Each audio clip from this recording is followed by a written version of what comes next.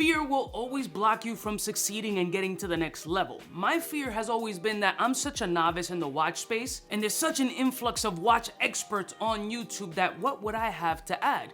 And then I really got to thinking, I'm like, yo, I started this whole process in the YouTube jewelry space when there was barely anybody doing it, all about learning, finding the best deal, getting a better quality product, and potentially saving some dough. So it's all a learning process. So I think that's what I'm gonna do in the watch space. There's so many different timepieces that absolutely catch my attention, from beautiful bracelets to sexy leather bands, even custom bands, guilloche dials. The possibilities are endless. So rather than me trying to be a fake watch expert, I need to start this process as I did in the beginning, learning, not knowing everything, and maybe using you guys, some possible real watch experts, as a guide. And in today's video, you guys are gonna help me decide what the next step in my watch collection would be. So I'm gonna show you a couple of timepieces here, and you guys are gonna help me make the ultimate decision, or the best decision possible, to have a very cohesive watch collection that's balanced, sexy, and versatile. Let's roll my music so you guys can help me make the ultimate selection between two Rolexes. Blessed morning, my beautiful peoples. You know who it is. It's your boy, C to the U to the B to the A. So in my watch collection, I think I have about 6 or 7 different timepieces. I trade, I buy, I sell. That's what I do with my timepieces. I'm very tripolar when it comes to things. I love something right now, and then 10 months down the line, it's getting swapped, traded, or sold. But one particular watch that I've had on my list for a while has been the Rolex Submariner No Date 40mm. Now this is the 114060 with the ceramic bezel and no date function. The majority of the people like the date function on the Submariner because it's the classical style. Me, I've always been drawn to the no date function. For me, I just like to be a little bit different, and it had a little bit more of a sleeker, classier, clean face situation. Beautiful timepiece, a little heavier than I thought it would be. But most importantly, getting this model was important for me to have the glide lock, which you guys may or may not know in the jewelry space. If you guys bought a Cuban link bracelet, you know that getting one too snug might not be the best idea because your wrists tend to expand and contract, salt intake, weather, etc. So you could wake up in the morning, your wrist is wild swollen, and your bracelet will feel a little tight, and either you gotta take it off or just wait till the afternoon, and then your wrist will kind of go back to normal. Now in this particular situation, it has the glide lock that would help divers adjust to their wetsuits. I ain't diving for shit. I'm just trying to get my fat ass salt intake under control so I can adjust this joint accordingly.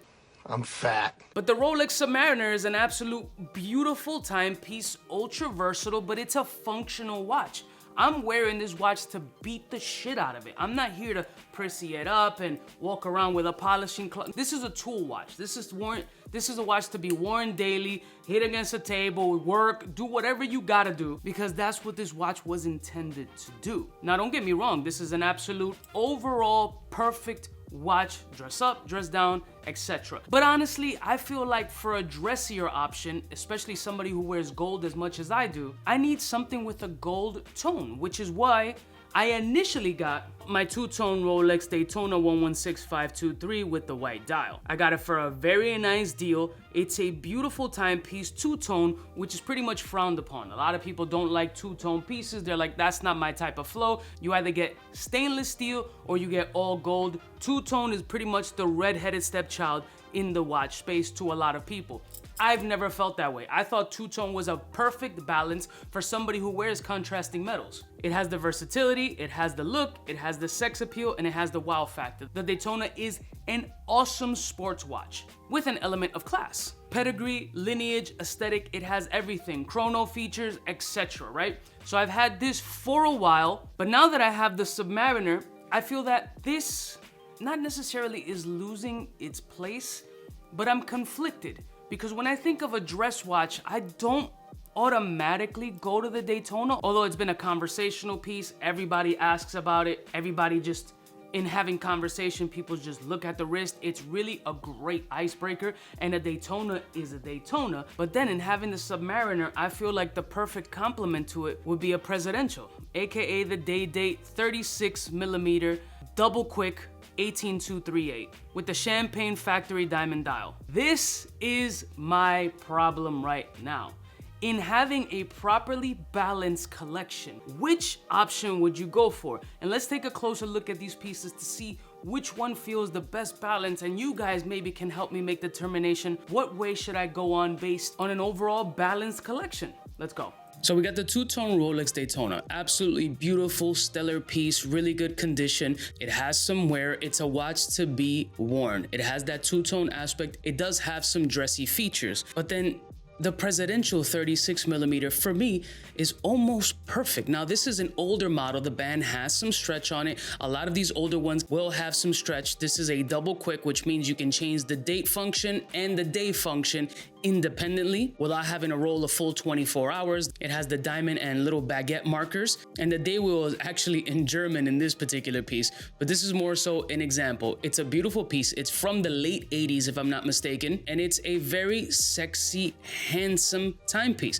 Now, I've always loved the 36mm. I've said it before in my videos. When you have a small wrist like myself in that 7-inch circumference space, 36mm is absolute class, and I feel that the times are changing right back to when 36mm is considered a man's wristwatch. A lot of people have been changing their tones with influencers on TikTok like Mike Nouveau pushing these smaller 24mm Cartiers and these big dudes wearing these really tiny watches, which I think even that's a little bit too small for me. 36mm is full-blown class. A 40mm or 41mm is more of a big boy piece, I completely understand, but even this little 36mm has a nice significant weight around 130 some odd grams in full 18 karat gold, all factory. Now, I'm not worried about the stretch on this particular bracelet too much. It has a little bit of a slack, but it's not a bad stretch. You can always repin it if that's what you're looking for, or you can find one of better condition at a higher price point. These are hovering somewhere around the lines of $16,000 to $18,000 depending on condition, box and papers, but in side-by-side comparison, like which one feels the most balanced to the Rolex Submariner?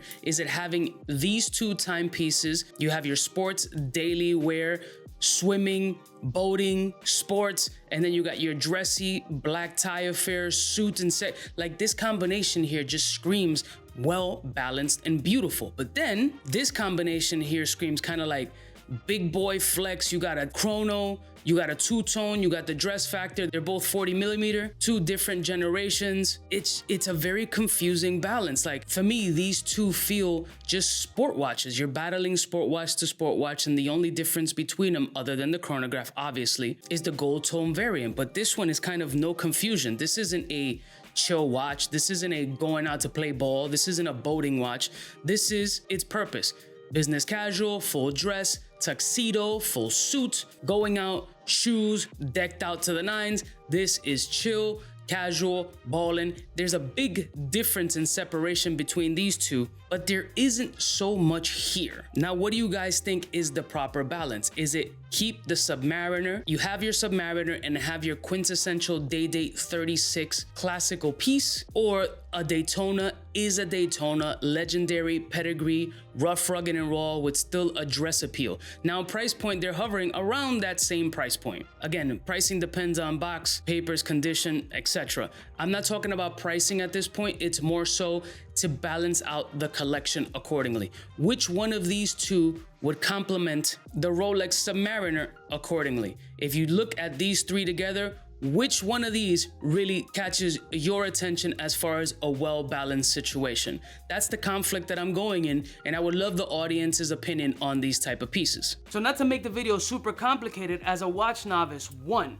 should I start doing more watch content and really learning and sharing any knowledge with y'all, and vice versa receiving, as I've done pretty much everything I've wanted to do in the jewelry space, and that will still be coming along, but I want to learn and do more watch content as well, as I have the accessibility to borrow anything that I want and maybe trade some pieces as well. Two, Submariner and Daytona, or Submariner and Presidential, aka Day-Date 36. Which one seems more balanced to you? And let me know what other video topics you would like to see in the watch and jewelry space in the comment below. Maybe watch accessory, cases, rolls, just to spice up the channel and we all learn together. I love y'all mother suckers from the heart. Don't forget to like, share, and subscribe, and you know who it is, biggest in the game.